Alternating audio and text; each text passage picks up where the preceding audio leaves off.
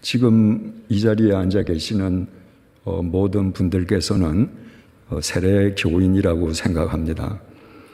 그래서 세례 교인인 여러분들께 몇 가지 질문을 먼저 드리겠습니다.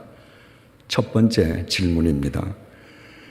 여러분은 왜 세례를 받으셨습니까?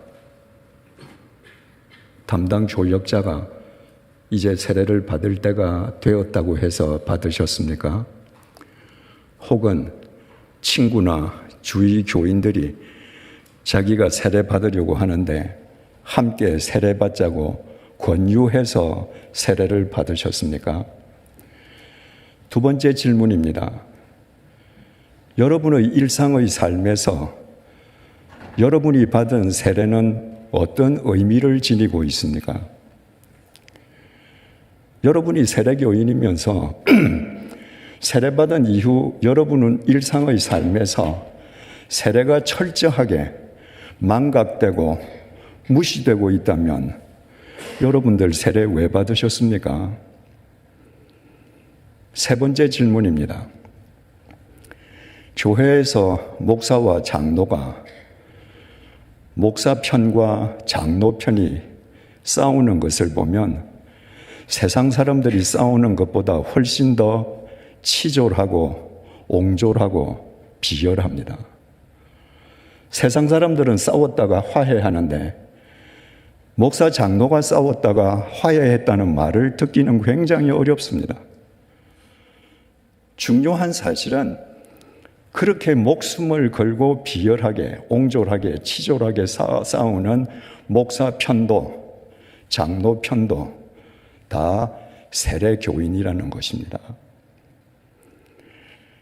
이 세상에서 그리스도인들이 자기 지갑을 위해서 더 많은 재물을 얻기 위해서 불의를 서슴지 않습니다. 그 크리스찬 대부분은 세례교인 아니겠습니까? 몇 해 전에 미국 국세청에서 이 미국 땅에 합법적으로 이민 와서 살고 있는 외국 민족 가운데에 탈세를 가장 많이 한 민족으로 한민족을 꼽아서 발표했습니다. 그건 미 국세청 발표입니다. 이 땅에서 장사하면서 가장 탈세를 많이 한 민족이 되게끔 하는데 기여한 많은 크리스찬들이 있을 겁니다. 그들 역시도 세례 교인일 것입니다. 현실이 이렇다면 세례라는 것은 고작 아무 의미도 없는 종교 행위에 불과하다고 단언해도 누가 그것이 과언이라고 반박할 수 있겠습니까? 네 번째 질문. 세례가 이렇게 무의미하다면 예수님께서는 왜 세례를 받으셨겠습니까? 예수님께서는 일부러 요단강에서 세례를 주는 세례자 요한을 찾아가셔서 그가 만류함에도 불구하고 세례를 받으셨습니다. 다섯 번째 질문입니다. 예수님께서 친히 받으실 정도로 세례가 중요한 것이라면 그리스도인의 삶에서 세례가 중요한 비중을 차지하고 있어야 될 터인데 왜 오늘날 그리스도인의 삶에서 세례는 철저하게 망각되고 무시되고 있습니까? 대체 무엇이 어디에서부터 잘못된 겁니까? 2000년 전 소위 마가 다락방이라고 불리던 그 방에서 함께 기도하던 120명으로부터 태동되었습니다. 그 120명에게 역사적인 사건이 일어났습니다. 오순절날 그들에게 성령 하나님이 강림하신 것입니다. 성령을 받은 베드로가 오순절을 지키기 위해서 동서남북 원근 각처 지중해 세계에서 모여든 유대인들을 향해서 사자후를 토했는데 오늘 본문이 바로 그 설교의 결론에 해당합니다. 36절입니다. 그런즉 이스라엘 온 집은 확실히 알지니, 이스라엘 온 집, 온 유대인들, 당신들 어영부영하게 알면 안 돼. 당신들 확실히 알아야 돼. 무엇을? 너희가 십자가에 못 박은 이 예수를 하나님이 주와 그리스도가 되게 하셨느니라 하니라. 원근 각처에서 모여든 유대인들을 향해서 베드로 사도가 설교한 핵심이자 결론입니다. 너희들이 확실히 알아라. 무엇을? 세 가지를. 하나님이 보내신 예수님을 너희들이 죽였다. 첫째. 둘째, 너희들에 의해 죽임당하신 예수를 하나님이 주와 그리스도로 영원히 살리셨다. 세 번째, 그러므로 너희들은 성자 하나님을 죽인 죄인 중에 중죄인이다. 여러분, 지금 베드로는 혼자예요. 자기 앞에는 유대인 군중입니다. 한 개인 베드로가 자기 앞에 있는 대군중 유대인들의 잘못을 질타한다는 것은 잘못하면 그 군중에 의해 몰매 맞아 죽는 짓입니다. 그런데 베드로는 두려워하지 않았습니다. 너희가 죽인 이 예수를, 너희가 죽인, 너희가 죄인이야. 여러분, 참된 그리스도인은 듣기 좋은 말을 하는 사람이 아니라 상대가 반드시 들어야 할 참된 말을 하는 사람입니다. 이때 베드로가 자기 앞에 거대한 군중이 있다고 해서 그들 비위에 맞는 말, 그들이 듣기 좋아하는 말을 했더라면 우리가 사도행전에서 아는 위대한 사도 베드로는 되지 못했을 것입니다. 오늘 교회가 왜 힘을 잃었는가? 왜 교회가 오히려 세상으로부터 조소와 조롱의 대상으로 전락했는가? 바른 말을 하는 것이 아니라 세상이 듣기 좋은 소리를 하기 때문입니다. 세상이 듣기 좋은 소리 하면 세상이 내 편 될 것 같지요? 아닙니다. 세상은 그런 종교인들을, 그런 교회를, 그런 교인들을 버립니다. 교회의 힘은 세상과 구별된 거룩에서 나오는데, 거룩이라는 것은 듣기 좋은 말이 아니라 들어야 할 주님의 참된 말씀을 원동력으로 삼습니다. 37절입니다. 그들이 이 말을 듣고 마음에 찔려 베드로와 다른 사람들에게 물어 이르되 형제들아 우리가 어찌할꼬 하거늘. 한 개인 베드로의 질타를 받은 유대인들이 찔림을 받았습니다. 찔림을 받다라는 이 헬라어 동사 카타니소는 질주하는 말에 의해서, 말 발굽에 의해서 땅이 움푹 패인 상태를 가리킵니다. 그들은 자기네들이 살인자라고 생각하지도 않았는데 너희들이 살인자야 하는 말을 듣고 얼마나 크게 찔림을 받았던지 말 발굽에 의해서 땅이 움푹 패이듯이 그들이 충격을 받았습니다. 여러분, 그들에게도 논리적으로 반박할 말이 얼마든지 있었습니다.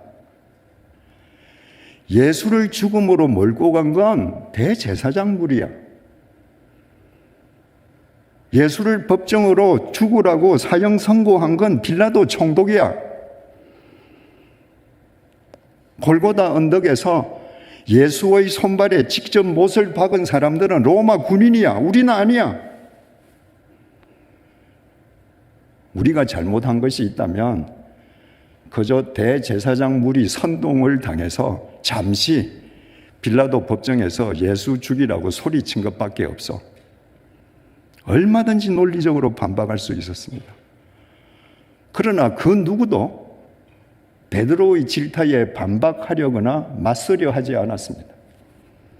그들은 말발굽에 의해 땅이 패이는 것 같은 충격을 받으며 양심의 찔림을 받았습니다. 그들의 양심이 살아있었기 때문입니다.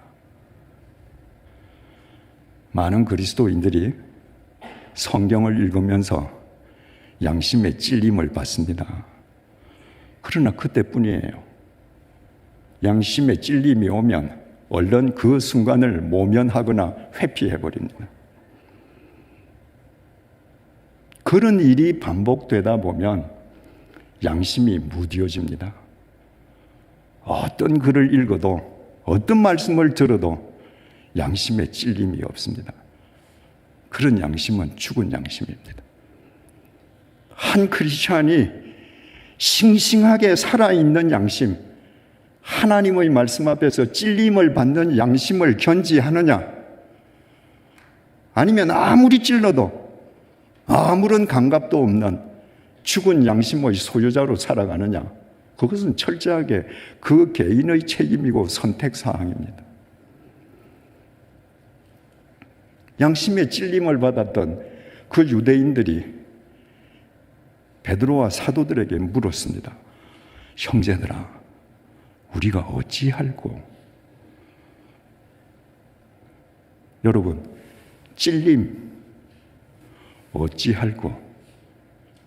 이것이 믿음입니다. 찔림과 어찌할꼬의 교직 속에 믿음은 성숙해집니다.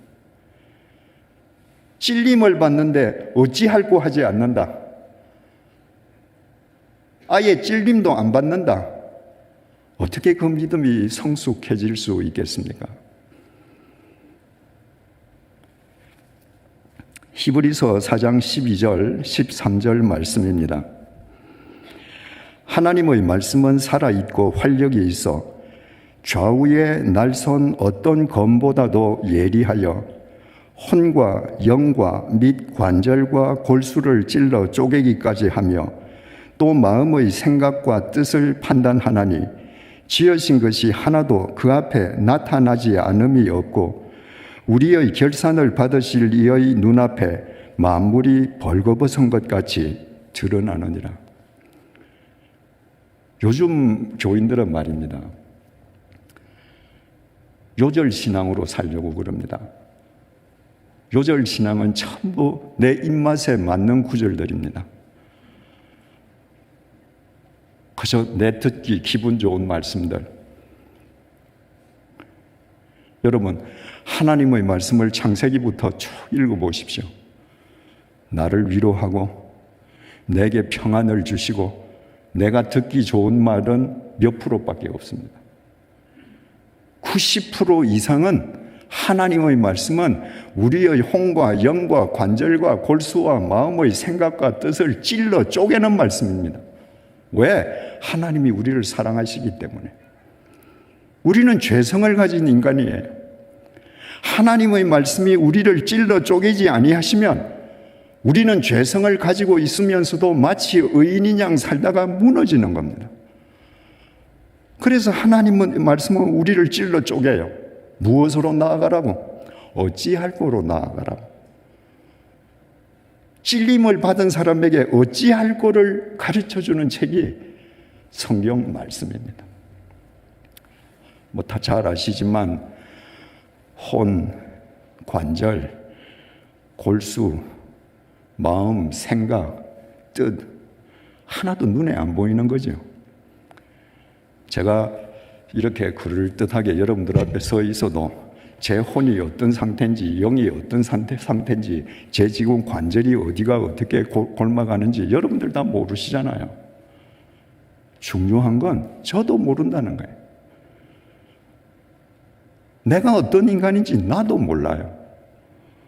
그런데 하나님의 거울 앞에 서면 내 눈으로 볼 수 없는 내 속이 벌거벗은 듯이 다 드러나는 겁니다.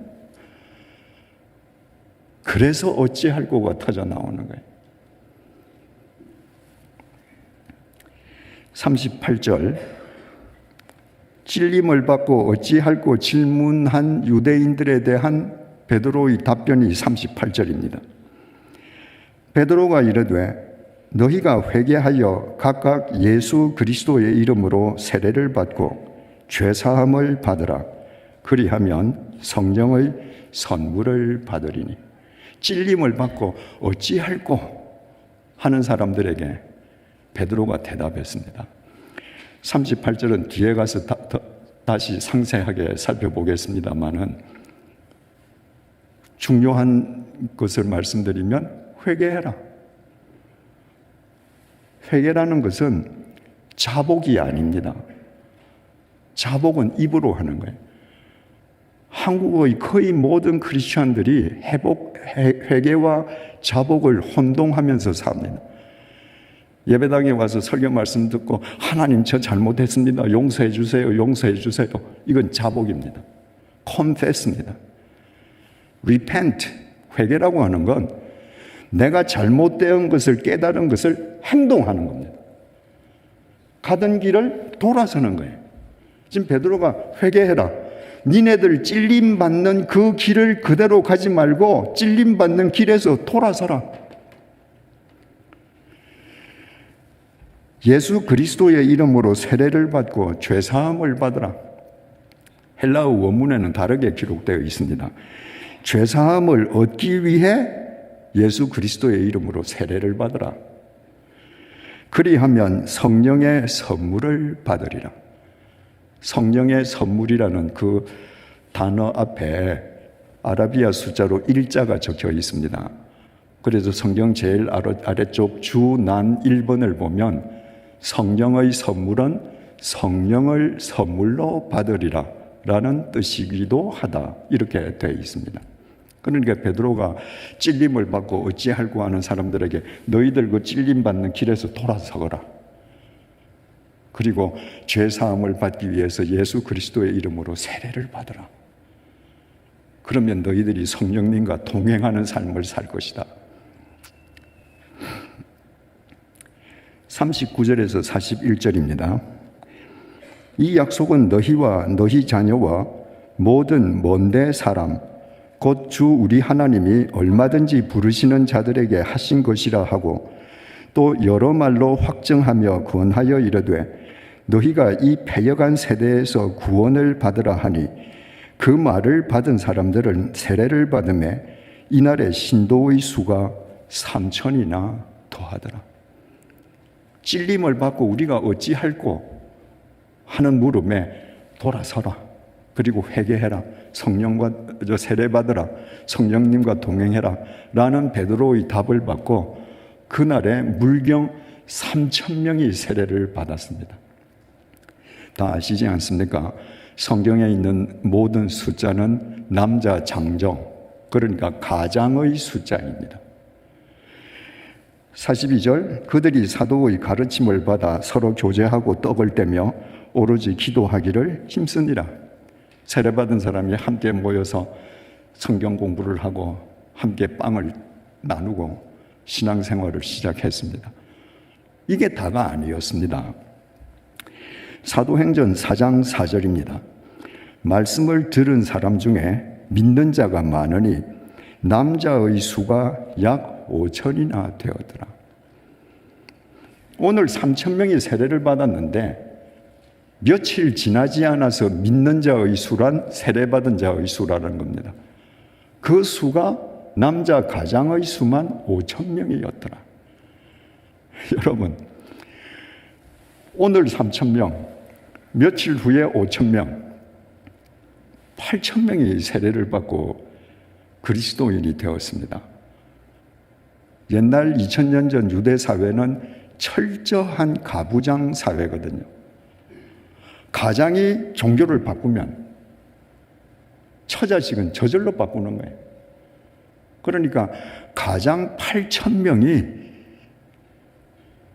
세례를 받고 그리스도인이 되었다고 하는 것은 8,000 가정이 예수를 모셨다는 얘기예요. 자, 한 가정에 남편과 아내가 있고 2000년 전 이스라엘 사회는 대가족 제도지만 한 부부당 자식이 2명만 있다고 하십시다. 그러면 한 가정당 4명이죠. 근데 남자 부모 2분, 아내 부모 2분, 4분 가운데에 한 분만 모시고 산다고 하십시다.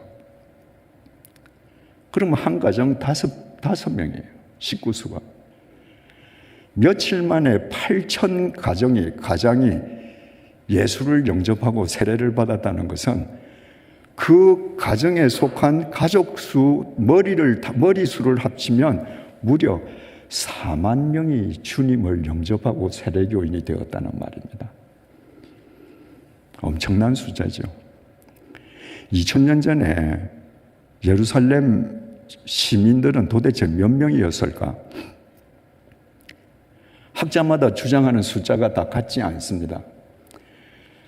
그러나 학계에서 가장 널리 인정받는 숫자는 성서 고고학 리뷰 편집장인 러셀 생크스 그리고 에즈베리 신학대학교 벤 위더링턴 3세 이 두 사람의 공동 저작물인 예수의 형제에서 인용된 2000년 전 예루살렘 인구 밀도를 근거로 계산한 8만 명입니다. 그 8만 명에는 남녀노소가 다 포함되어 있습니다. 만약에 그 숫자가 정확하다면 며칠 사이에 예루살렘 시민 8만 명 중에 반이 그리스도인이 되었다는 말입니다. 여기에서 1980년대 한국 교회에서 풍미했던 교회 성장학이 힘을 받습니다. 예수님이 이 땅에 계시던 동안에 예수님을 쫓던 제자는 12명인데 가룟유다 1명 배신하고 11명밖에 없지 않습니까? 근데 복음서가 끝나고 사도행전 1장으로 넘어가면 마가 다락방에서 120명으로 늘어나 있습니다. 그리고 사도행전 2장으로 가니까 남자 가장이 3,000명이 더해지고 며칠이 지나니까 5,000명이 더해집니다. 그래서 무릇 살아있는 교회라면 교회는 끊임없이 양적 부흥을 기해야 된다는 겁니다. 일면 일리가 있는 것처럼 보입니다. 그러나 만약 그 교회 성장학이 맞다면 2000년 전 예루살렘의 그리스도인들은 계속 늘어났어야 합니다. 정반대였습니다.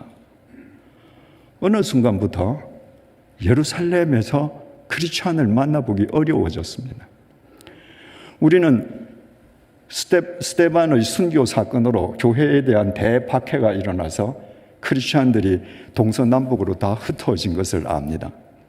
그러나 한 도시에서 8만 명이 사는 도시에서 4만 명이 하루아침에 도시를 떠나서 이주한다는 것은 현실적으로 불가능합니다. 성경에서도 그 근거를 보여줍니다. 사도행전 8장 1절 말씀을 제가 읽어볼게요. 사울은 나중에 바울이 되었던 그 사람의 청년 시절의 이름이죠. 이때는 교회를 짓밟을 때입니다. 사울은 그가 죽임당함을 마땅히 여기더라. 그는 스데반입니다. 스데반이 순교당에 돌에 맞아 죽는 것을 이때만 해도 바울은 마땅히 여기는 사람이었습니다. 그날에 예루살렘에 있는 교회에 큰 박해가 있어 사도 외에는 다 유대와 사마리아 모든 땅으로 흩어지니라. 스데반 순교로 촉발되어서 교회에 대박해가 일어나서 사도들만 예루살렘에 남고 나머지 사람들은 다 사마리아나 다른 곳으로 흩어졌다는 겁니다. 다 흩어졌다는 거예요. 그런데 헬라어 단어 파스는요, 다를 뜻하기도 하지만 많이를 뜻하기도 합니다. 주님을 영접했던 사람, 그 많은 사람들 가운데에 많은 사람이 흩어졌다. 그러면 아직도 많은 사람이 남아 있습니다. 그 증거가 2절, 3절에 나옵니다. 2절입니다. 경건한 사람들이 스데반을 장사하고 위하여 크게 울더라. 지금 스데반이 죽었습니다. 그리고 막 박해가 일어나니까 예수를 믿는 사람들은 예루살렘을 떠났습니다. 그런데 경건한 사람들이 스데반의 시체를 장사 지내줬습니다. 아직도 예루살렘을 떠나지 아니한 사람들이 있었던 거예요. 3절입니다. 사울이 교회를 진멸할새 각 집에 들어가 남녀를 끌어다가 옥에 넘기니라. 피신할 사람은 피신했는데 그럼에도 불구하고 바울이 각 집집마다 다 찾아다니면서 예수 믿는 사람을 다 잡아내서 옥에 넣었다는 거예요. 우리는 쉽게 이렇게 생각할 수 있습니다. 8만 명 가운데에 가족 수를 다 합치면 4만 명, 남자 가장들만 합치면 근 8천 명이 주님을 영접하고 세례를 받았는데 대박해가 일어나니까 재산이 없거나 혹은 재산보다 신앙이 더 중요한 사람들은 미련 없이 예루살렘을 떠났습니다. 예수가 더 중요한 거예요. 그런데 무슨 특별한 사정이 있거나 아니면 예루살렘에 지켜야 할 것이 많은 사람들, 내가 예루살렘을 떠나서는 이 모든 것을 잃는 게 있을 수 없다고 생각하는 사람들은 예루살렘에 남아 있었습니다. 그러니까 예루살렘을 떠난 사람도 많은데 여전히 많은 세례교인들이 예루살렘에 남아 있었는데 그들이 어디로 갔느냐는 겁니다. 오늘 본문의 때로부터 약 30년이 지나서 사도 바울이 3차 전도 여행을 끝내고 예루살렘에 갔을 때입니다. 예루살렘 성전에서 에베소에서 온 유대인들이 성전에 있는 바울을 발견하고 예루살렘 유대인들을 선동했습니다. 저 사람이 성전을 모독하는 사람이라고. 예루살렘에 있는 유대인들은 그것이 참말인지 거짓말인지 따지지도 않고 에베소에서 온 유대인들에게 간단하게 선동당해서 성전 안에 있던 바울을 개 끌듯이 질질 끌고 나가서 돌로 쳐 죽이려고 했습니다. 그때 바울을 살리려고 나선 크리스찬은 한 명도 없었습니다. 만약에 교회 성장학자들의 논리대로라면 이 본문의 때로부터 30년이 지난 예루살렘은 도처에 크리스찬이었을 것이고, 감히 에베소에서 온 유대인들이 예루살렘 유대인을 선동질해서 돌로 쳐 죽이려고 하지 못했을 것입니다. 지금 예루살렘 성전 뜰에서 대소요가 일어났다는 보고를 받은 예루살렘 천부장 루시아가 군대를 동원해서 현장에 출동해서 사도 바울을 구하고 보호해 주지 않았더라면 사도 바울은 로마의 발을 내딛기도 전에 예루살렘에서 돌에 맞아 죽었을 것입니다. 30년 전에 예루살렘을 떠나지 않고 예루살렘에 그냥 남아있던 크리스천들은 어디로 간 것입니까? 이 사실을 우리가 바르게 파악할 수 있기 위해서는 본문 38절을 깊이 들여다볼 필요가 있습니다. 본문 38절입니다. 그 유대인들이 찔림을 받고 어찌할꼬 했을 때 베드로가 대답하지 않습니까? 베드로가 이르되 너희가 회개하여.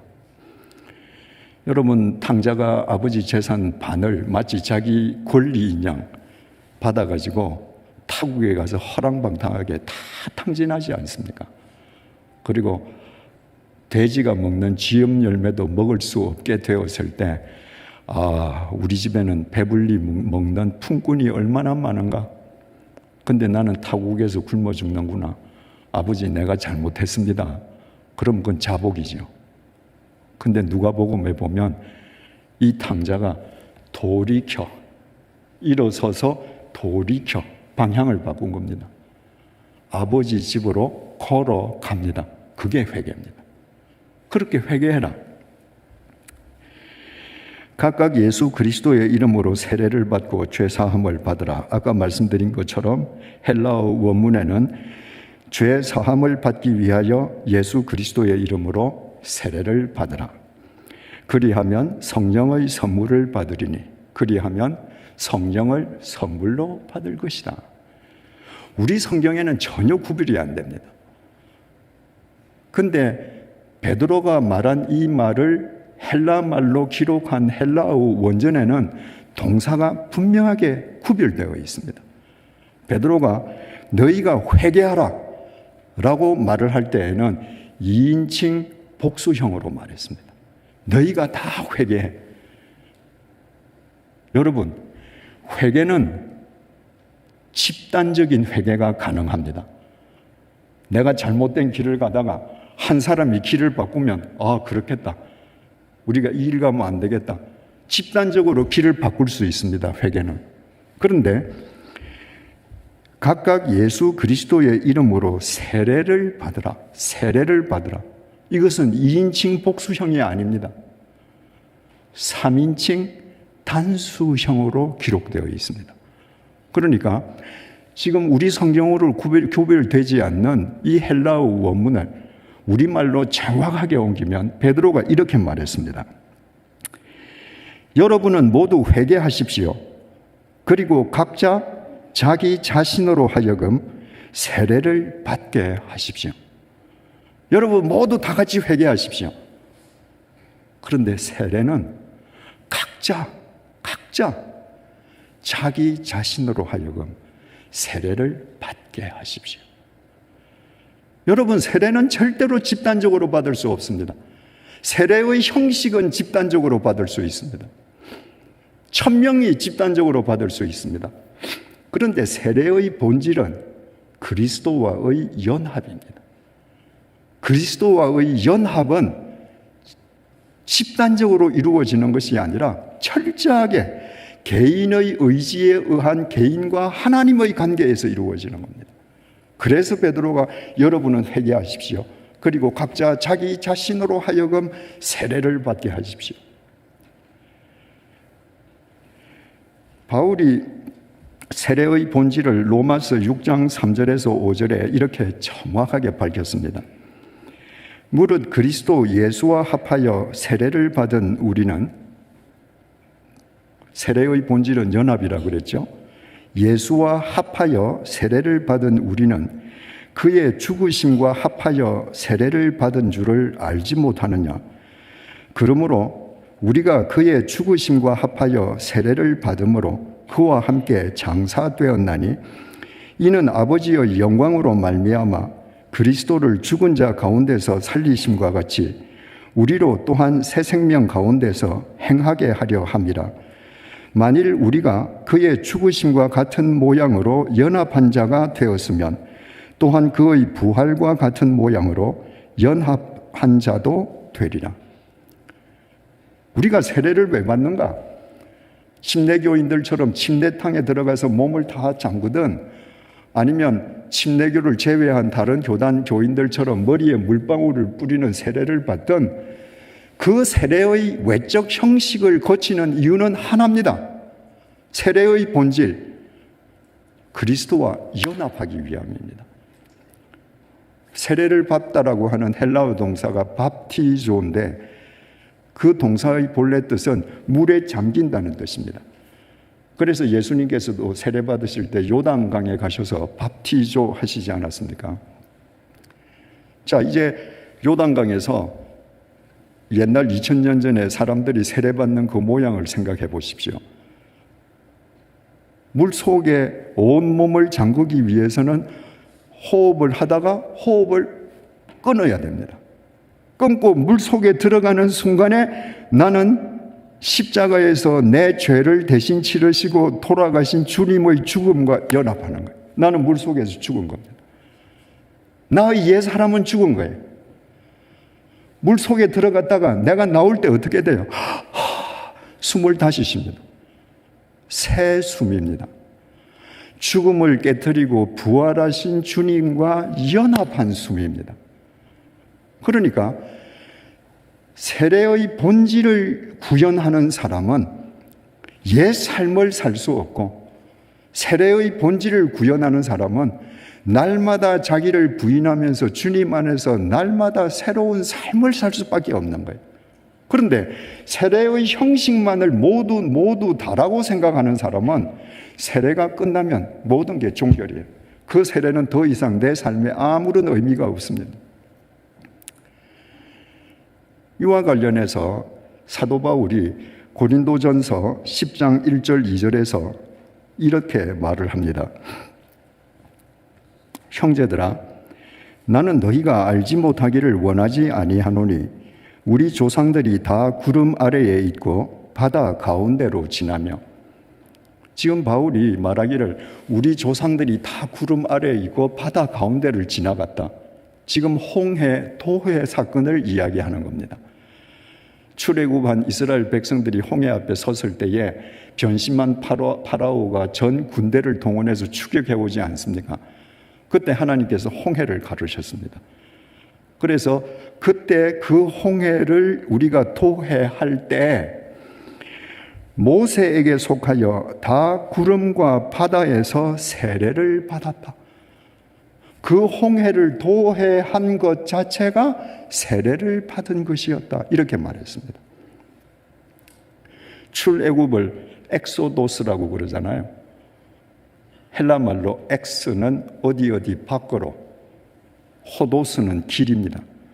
그러니까 그 노예의 길, 죄악의 길 밖으로 지금 집단적으로 나왔습니다. 어디를 향해서? 가나안을 향해서. 이거 다 집단적인 거예요. 그런데 하나님께서 홍해를 갈라주셨습니다. 그들이 갈라진 홍해 그 밑바닥으로 내려갔습니다. 그 밑바닥을 걸어서 홍해 저쪽 언덕 위로 올라갔을 때 홍해 바다가 다시 합쳐졌습니다. 외형적으로 애굽으로 돌아갈 수 있는 길이 없어져 버린 겁니다. 그러니까 그 바다를 도해하는 순간에 에집트에서 노예살이 하던 그들의 옛사람은 죽고 저 언덕 위로 올라가는 순간에 가나안을 향한 새 사람으로 거듭나서 그 언덕을 올라가는 거예요. 그러니까 이스라엘 백성들의 이 홍해 도해 사건은 완벽한 세례의 형식을 갖추고 있었던 것입니다. 그래서 우리가 세례를 받았다라고 할 때 그 세례는 세례의 본질이 아니라 형식을 거쳤다는 것입니다. 그러면 그렇게 세례의 형식을 집단적으로 거친 그 사람들이 광야로 들어가서 각 개개인이 세례의 본질적인 삶을 살았는가? 아니었습니다. 그들은 에집트로 돌아갈 수 있는 길이 분명히 끊어져 있음에도 불구하고 마음이 에집트에 사로잡혀 있었습니다. 잠시 먹을 물이 없으면, 잠시 먹거리가 떨어지면, 잠시 고달프면 에집트 가자는 거예요. 에집트에서 그 사람들이 잘 살았습니까? 자기 땅이 있었습니까? 대궐 같은 집이 있었습니까? 아닙니다. 노예입니다. 에집트에 가면 고달픕니다. 그런데도 끊임없이 되돌아가려고 했습니다.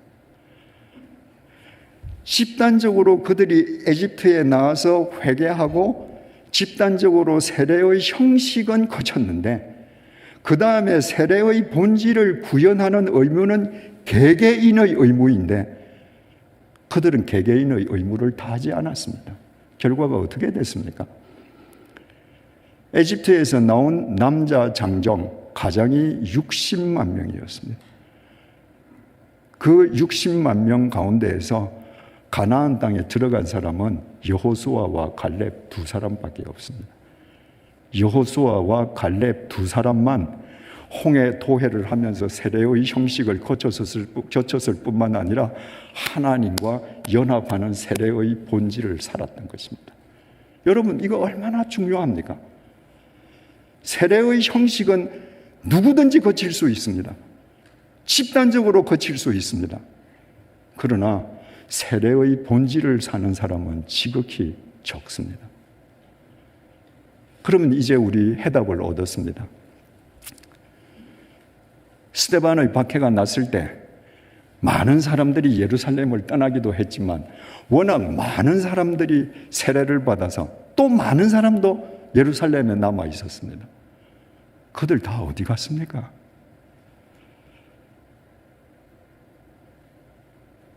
바울이 예루살렘에 올라가서 모함받고 돌팔매질을 당해서 죽임을 당하려는 그 절체절명의 순간에 왜 바울을 구해주려는 한 명의 크리스찬도 예루살렘에 없었습니까?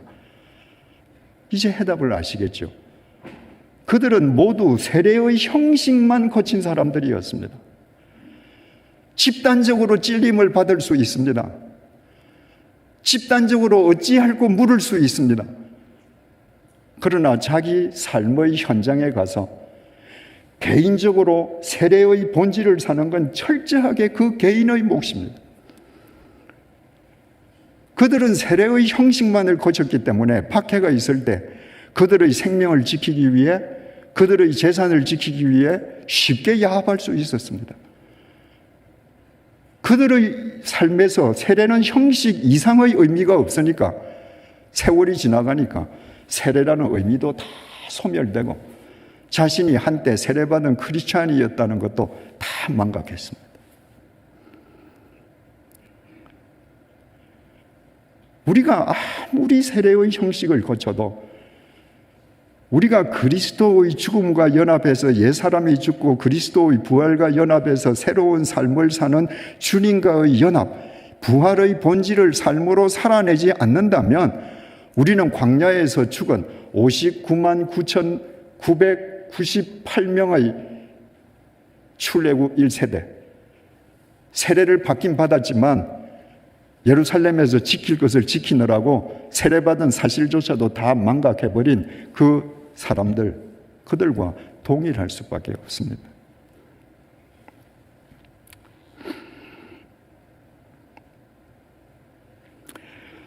한때 1,200만 교인을 자랑하던 한국 교회가 왜 반토막 났습니까? 왜 교회가 점점 생명력을 잃고 세상으로부터 조롱과 비난의 대상으로 전락하고 있습니까? 국내외를 막론하고 그동안 교회가 세례의 형식만 거치는 크리스찬 군중을 양산했기 때문입니다. 세례의 본질을 사는 크리스천을 세우는 일에는 등한시하고 머리수만 늘리는 형식만 거치는 군중만 배출했기 때문입니다. 여러분, 군중은 실체가 없습니다. 실체가 없기 때문에 군중은 책임지지도 않습니다. 여러분이 깨어있는 세례의 본질을 구현하는 진짜 예수쟁이가 아니라 크리스찬 군중으로 살면요, 여러분은 주님의 말씀이 아니라 아무리 예배당에 다녀도 시류에 휩쓸리면서 여러분 욕망의 노예로 살 수밖에 없습니다. 기록을 찾아보니까 뉴욕 퀸즈 한인교회는 올해로 창립 54주년을 맞는 것 같습니다. 뉴욕 퀸즈 한인교회는 어떻습니까? 지난 54년 동안에 세례의 형식만을 거친 군중만 양산하면서 양적으로 크다고 자랑했습니까?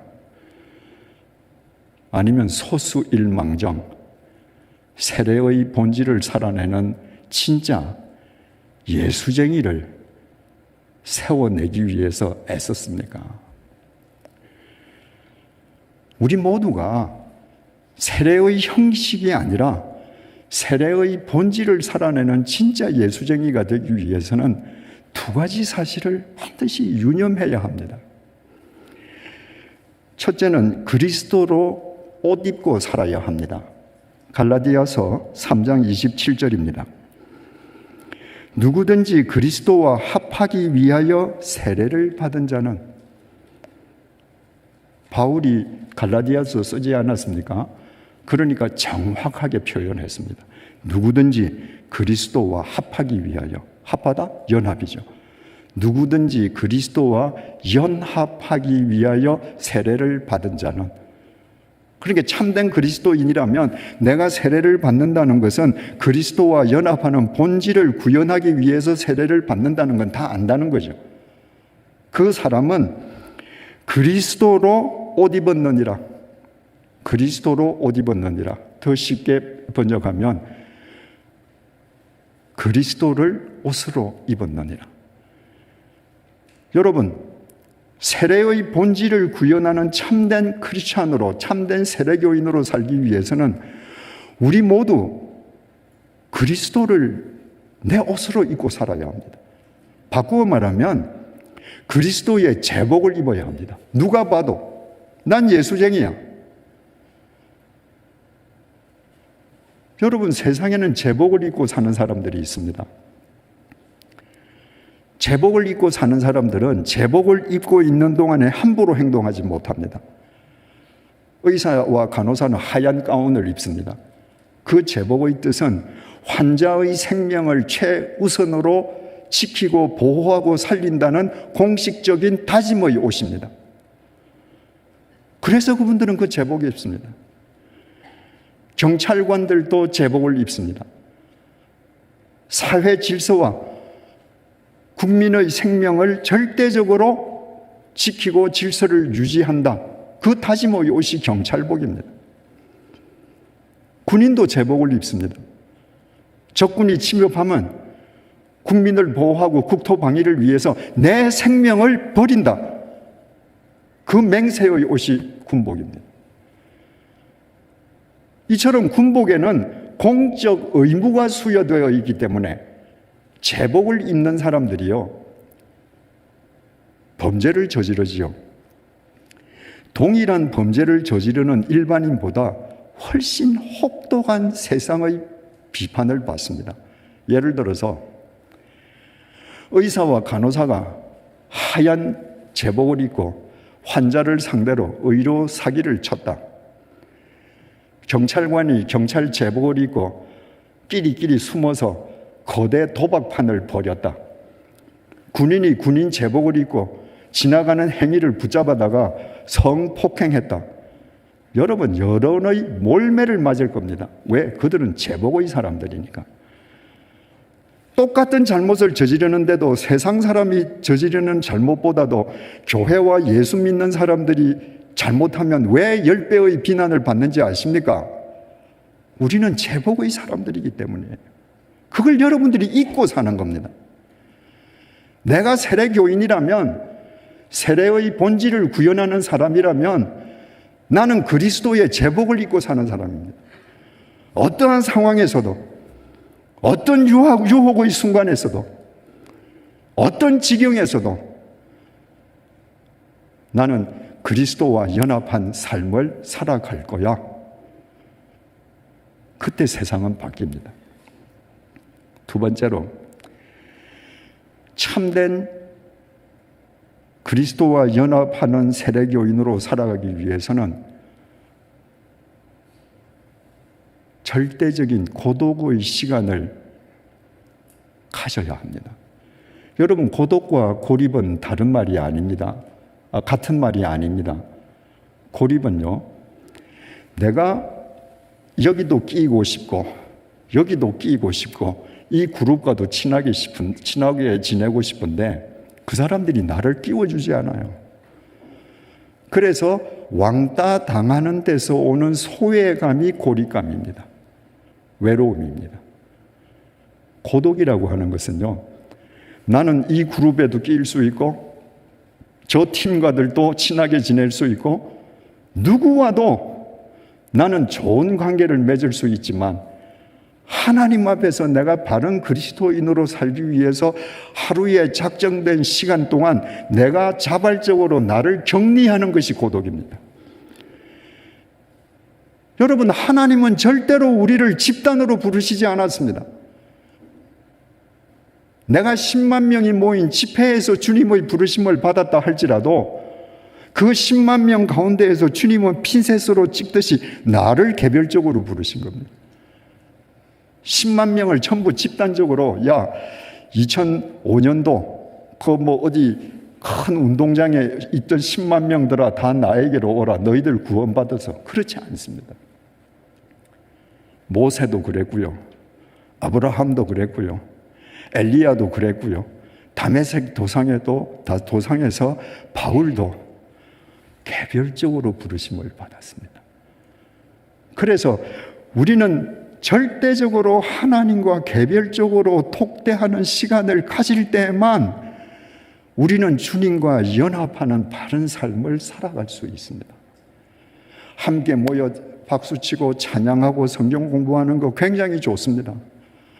그러나 그거와 별도로 거기에서 나를 격리하는 자발적인 고독의 시간, 하나님과 독대하는 시간이 없다면요, 나는 자칫 크리스찬 군중일 뿐입니다. 생각해 보세요. 크리스찬 군중은 실체도 없다고 그랬죠. 책임도 안 진다고 그랬죠. 그래서 교회 다니는 많은 크리스찬 군중들이 하나님 말씀대로 안 삽니다. 불이하게 돈을 법니다. 그리고 11조만 내면 면죄부 받는다고 생각합니다. 왜? 다 군중이니까.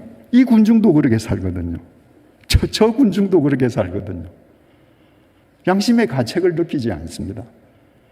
그러나 그 군중에서 떨어져 나와서 내가 그리스도의 제복을 입은 예수쟁이답게 주님 앞에 나를 격리시킬 때 그 군중의 삶이 틀린 것을 알게 되고, 그 군중이 아무리 너도 이렇게 살아라고 유혹해도 내가 독대하는 하나님이 그게 아니라고 하시기 때문에 우리는 주님과 연합한 삶을 살 수 있는 것입니다. 사랑하는 교우 여러분, 세례의 형식만을 내세우던 군중의 삶에 이제 마침표를 찍으십시다. 우리 모두 그리스도의 제복을 입고 있는 사람들임을 잊지 마십시다. 그 제복을 입은 사람답게 하나님 앞에서 날마다 자기를 격리하는 고독한 시간을 가지십시다. 그때 우리 한 사람 한 사람을 통해 주님께서 이 세상을 맑히시고 밝히실 것이라는 것은 생각만 해도 가슴이 설레지 않습니까? 기도하시겠습니다.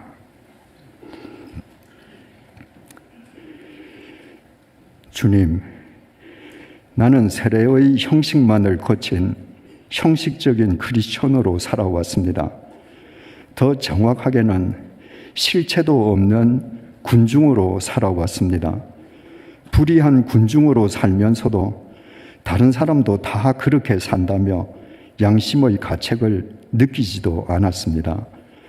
오늘 주신 말씀 앞에서 나의 잘못을 회개하오니 용서해 주시기를 간구합니다.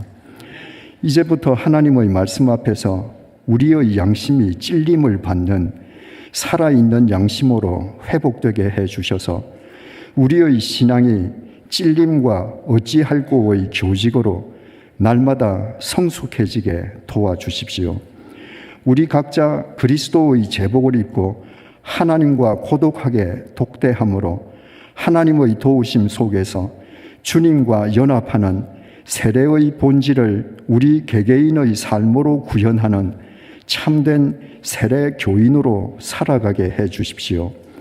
참된 세례 교인으로 살아가는 우리를 통해 땅에 떨어진 교회의 신뢰도가 회복되게 해주시고 교회에 상처받은 사람들의 영혼이 소생되게 해주십시오. 참된 세례교인들의 모임인 퀸즈 한인교회를 통해 뉴욕 땅이 날로 새로워지게 해주십시오. 예수님 이름으로 기도드립니다. 아멘.